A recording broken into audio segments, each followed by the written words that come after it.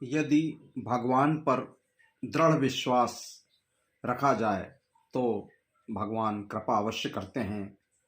एक छोटी सी कहानी है। एक राजा था, उसका कोई पुत्र नहीं था।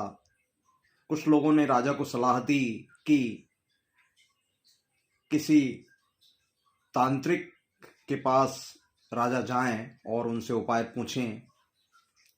राजा ने लोगों की सलाह पर तांत्रिक को बुलाया। तांत्रिक ने राजा को सलाह दी कि यदि किसी बच्चे की बलि दे दी जाए तो उसे उन्हें पुत्र हो सकता है। उस प्राचीन समय था, उस समय यह प्रथाएं चलती थीं।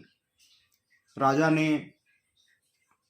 गांव में मुनादी करा दी कि जो भी अपना बच्चा बलि के लिए देगा उसे बहुत सारा धन दिया जाएगा। एक गरीब परिवार ने धन की लालच में अपना बच्चा राजा को सौंप दिया। राजा ने तांत्रिक को बुलाया और उस बच्चे को सामने रखकर तांत्रिक को बोला कि बलि की प्रक्रिया पूर्ण की जाए। राजा ने उस बच्चे से कहा कि यदि तुम्हारी कोई अंतिम इच्छा हो तो बताओ। उस बच्चे ने कहा कि मुझे थोड़ी सी रेत और मिट्टी लाकर दे दी जाए। राजा ने आदेश दिया कि रेत और मिट्टी लाकर बच्चे को दे दी जाए। रेत और मिट्टी लाकर बच्चे को दी गई। बच्चे ने उस रेत और मिट्टी से 4 छोटे छोटे महल बनाए और फिर एक एक करके 3 महलों को नष्ट कर दिया और चौथे महल के पास बैठकर कुछ प्रार्थना की और उसके बाद राजा को कहा कि अब आप अपना आदेश दे दीजिए। राजा और तांत्रिक चौंक गए। उनको लगा कि बच्चे ने कोई विधि कर दी है, क्या कर दिया है। राजा ने पूछा कि यह तुमने क्या किया, साफ साफ बताओ। बच्चे ने कहा कि पहला महल मेरे माता पिता का था, उन्होंने धन की लालच में मुझे आपके पास सौंप दिया, इसलिए मैंने वह महल गिरा दिया।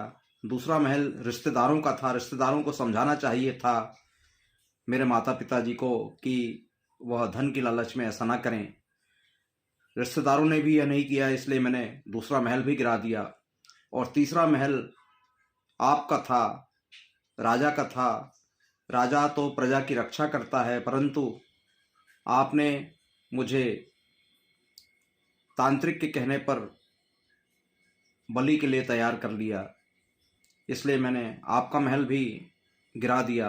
और चौथा महल भगवान का था, तो मैंने भगवान से प्रार्थना करी कि अब कोई सहारा नहीं बचा है, केवल आप ही हैं, आप देख लेना, जैसा आपको उचित लगे वैसा करना।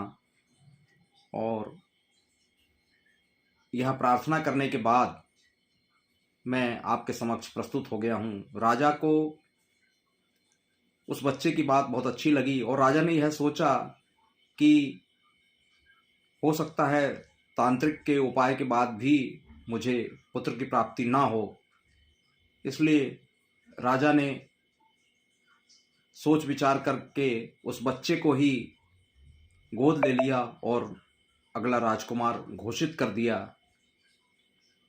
तो यह छोटी सी कहानी है। इससे